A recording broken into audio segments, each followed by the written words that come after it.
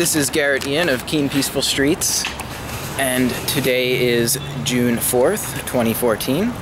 I just tried to engage Dorrie O'Meara to ask her why it was on Monday night, which was just a few nights ago. There had been an incident of violence in Central Square. Several minutes, maybe up to, I don't know, maybe it was like 20 minutes later. I'm not exactly sure on the timeline. Anywhere between 10 and 30 minutes after the violence occurred, Dorrie O'Meara pulled up across the street to Pedrazas and the poorhouse, which is where it turns out many of the assailants that were involved came out of and were employed by.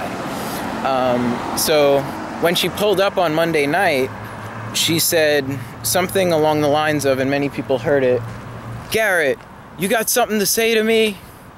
From across the street, she shouted it very loudly. And I didn't know what that was about, and I would have gone over there and just asked her. She seems like a nice person normally. But I was very concerned about many of the people that I had just seen attack someone from behind being over there as well. So I didn't go over there. Now, today, or actually the past few days, I've been trying, yesterday, I'd been messaging her, trying to meet with her over that situation, because I would think that as a business owner, she would have concern about her employees being involved in altercations, potentially while on the clock. And even if not on the clock, you would think that if your employees are involved in an incident together, that you'd like to know about that. So I tried to meet with her to discuss that incident, which I was witness to, of someone being attacked. And it so happens that she kind of turned that down. Later in the day, I found out there was another incident in Central Square where someone was hurt. That was yesterday, where a man named Yankee was thrown into the fountain and now has multiple fractured vertebrae.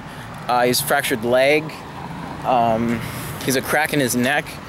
And all of these terrible things happened to him as supposedly over a dispute about chalking, which is absolutely ridiculous that something as innocuous as chalking would lead to someone getting hurt in such a horrific manner and a very serious injury. He is right now at Dartmouth Medical Center, which is quite a ways north of here. He was transported out of the Dartmouth Hitchcock Medical Center here in Keene and moved to Dartmouth itself. So it's very sad that there was violence here, and what I also find sad is the reaction to it.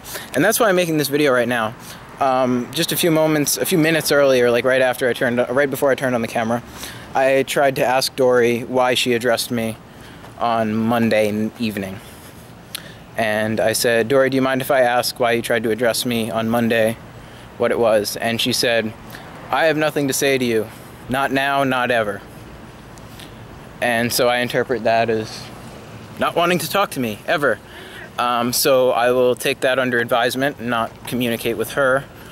I find that a very strange thing for one person in a community to do to another who's trying to engage them in pleasant neighborly dialogue about an issue that is of significant importance to all people in the community safety, and the violent acts of others. Now, I realize that she probably feels very vulnerable right now, being as how many of her friends, these people she employs, these young men, have been engaging in violence and are probably going to jail for it because they were documented doing these things and someone was seriously hurt.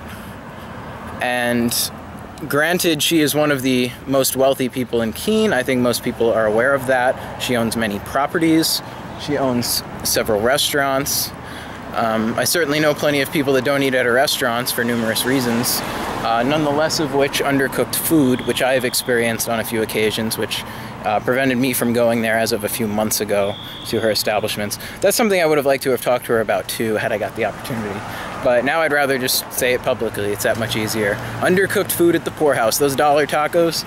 And the funny thing is the times I got undercooked food, I had paid up front and tipped 50%. So I was expecting to get a quality taco, not a taco that's going to be out of the kitchen in 2 minutes and not fully cooked. So undercooked meat,